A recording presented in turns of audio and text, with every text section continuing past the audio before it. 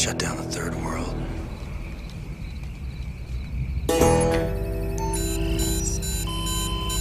He's entered the world code. Push that button. We'll have to start all over again.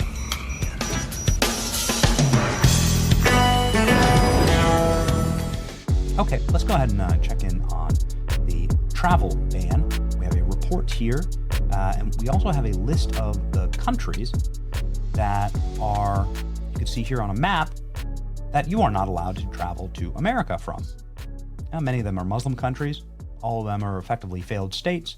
Many of them are hotbeds of terrorism. And, well, it's obviously a net positive. And what's amazing about this is that they are actually pausing all naturalization ceremonies from these countries for anyone who is about to become an American citizen. They're getting cancellation notices saying that their applications are being re-reviewed right now. Good. It should be extremely hard to become an American. It should be the hardest thing around. A lot of the people from these countries just got on probably a first-class ticket, paid for by an NGO and shipped in here. They were brought here without any thought, without any vetting, without any consideration. You know, the ancestors who came here, it was very difficult to do so. It took a lot of work. You're taking your life in your own hands. It is a totally different thing to migrate to a first world country on a first class ticket than to immigrate across an ocean on a wooden ship and to leave your entire life behind and to fully assimilate because, well, quite frankly, it was an assimilation population. It was a European and Christian population that was coming here. It's totally different now today. And you can see here on sort of the archipelago of failed states here, like, why are we taking anyone from any of these countries? You have no right to become an American. Has anybody made the case to the American people? I mean, this is what I'm asking for. I'm open-minded. Has anybody made the case to the American people that someone from Sudan should be allowed here? You know what's allowed in Sudan and Libya? Slavery, modern-day slavery. We fought to destroy that practice in America. Why are we taking modern-day slavers into the country? What are we doing? Sierra Leone is the same thing. Congo? Why are we taking people from these countries? Like there's no, even if you are the biggest far left liberal, there's no definitional explanation that you can provide to me that says these people are going to make, like, this is going to be congruent with Western civilization, because I can see the country. You don't want Sudan to be broken off and added as an American state. You wouldn't want to visit there. So why bring that culture here? It is regressive, actually. It's not progressive, it's regressive. I just go to Sudan and ask about women's rights, children's rights, children being kidnapped, sold as child brides. This is the era, slavery, child brides, and inbreeding. You can go check with the United Nations. Benny, you're such a right-winger. You're so extremist. You're so offensive. Go check with the United Nations, dude, about like where those practices are happening. Just right now, there are 10 million people in modern-day slavery. What is considered slavery by UN definitional standards, okay? And they're from these countries. So don't tell me that you care about women's rights or, like, I don't know, the lives of children. You don't, clearly. You're for abortion up to the point of birth and afterwards. No, it's totally evil. It's indefensible, and it's time to, like, start talking about it. Here we go, ladies and gentlemen.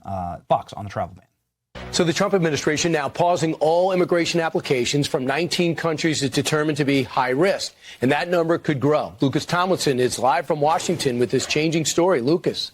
Good morning, Brian. Foreign nationals from more than 24 countries could be barred from entering the United States under an expanded travel ban being considered by President Trump.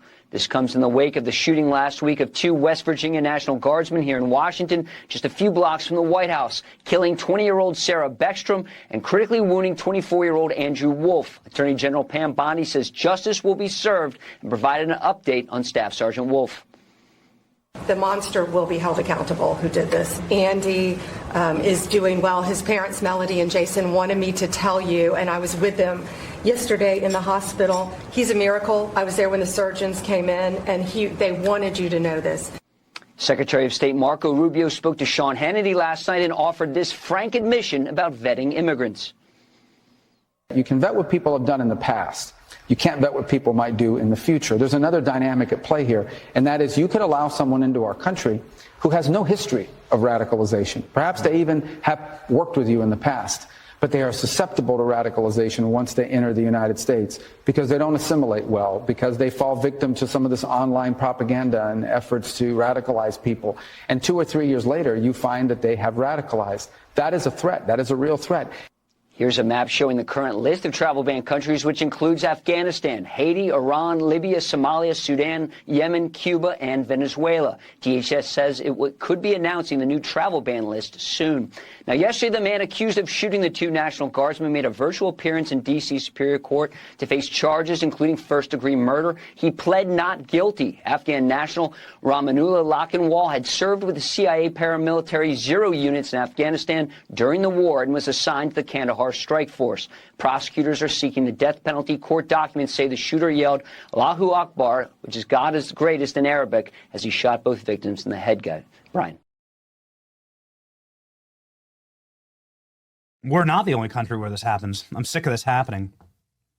We don't have it at hand, and I apologize to all of you. We're already down like ALX today, so I've been asking for quite a few assets today.